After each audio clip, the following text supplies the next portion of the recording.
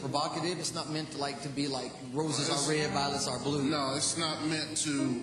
A lot of it may come across as offensive to some. You know, people pretty much take that 3 minutes and say whatever it is they want to say. Say whatever it is they think, whether it's religion, politics, what's going on in the world socially. Right. They take that opportunity to say whatever it is they want to say. So what I do is I take that opportunity to say whatever it is I want to say. Okay. So, salt and light. Get right out there and do it. You're going to give us some today, right? yeah, I'm gonna give you a little. You going to give me a little bit? Yes, sir. All right, so y'all just get ready because it ain't supposed to tickle your ears. It's supposed to. See, I put him just before me. That way, no matter what I say today.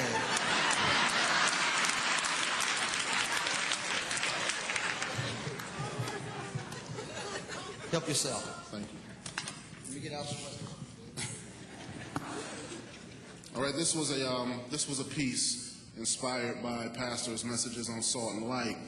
And when she called me, I didn't have an opportunity to actually practice it the way I usually do. So I'm gonna use the paper a little bit. Oh yeah. The title of this piece is "The Dilemma Within Your Thinking." You know, we talk a lot about salvation and about reaching the nations, all for His glory. But our lives behind closed doors, of course, tell a bit of a different story. You see, in public, we put on our mask and act like we all in this together to serve God only.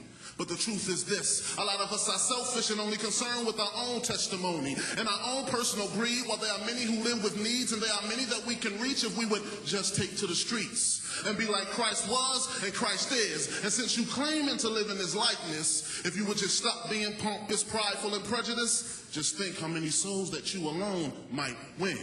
But see, we too busy thinking about heaven and that one glorious meeting between the saints and Jesus Christ as He takes us away from the earth and leaves it to the devil and all these heathens, not thinking that you once were a heathen yourself, and in some ways you still are. Because you refuse to have compassion, and you still got hate, envy, jealousy, bitterness, racism, unforgiveness, and pride in your heart. And from what I've learned and from what I've heard, heaven gonna be just fine with or without you.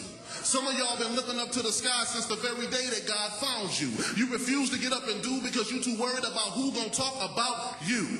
But if you were to be honest with yourself, the only reason that they doing all of that talking is because they seriously doubt you. Because they about proof, and they don't see it in your living. You too busy walking upright and uptight, full of religion, but still thinking you a Christian. You looking sinners up and down with a self-righteous smile, thinking they gon' miss it, while you trying to hide your secrets, but God sees it when you slipping. So don't forget that as you sit back and you watching TVN, and you choosing only godly folks to trust and be your friend, so y'all can all be religious together, sit up and judge these evil men, thinking that by judging them, that no one else is going to see your sin. Now, I'm curious. Are you serious or delirious? Because I see your sin too well, but I don't judge you, see. I love you because me, I'm a sinner myself. Just like you, and just like everybody else that you condemn to hell, for them too, the Son of God sacrificed Himself. So stop repentance, stop forgiveness, and stop living for the rapture, thinking God gonna kill us all the very second after you captured or caught up. And by the way, how can you call yourself a Christian yet sit up and talk about my pastor, or behind her back call the baby of a teenage single mother a bastard? And you judge those with HIV, and you judge those who ain't so clean. But let me stick some weed or pornography in front of you, and we'll all see that you ain't so free.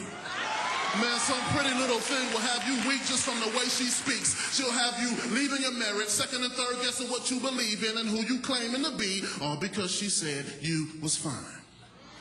You see, we all have our flaws, and God knows them best, but you ain't covering up your own personal truth when you choose to expose the rest, or the ones that to you, they don't quite sit well, or the ones that to you, they don't quite fit well.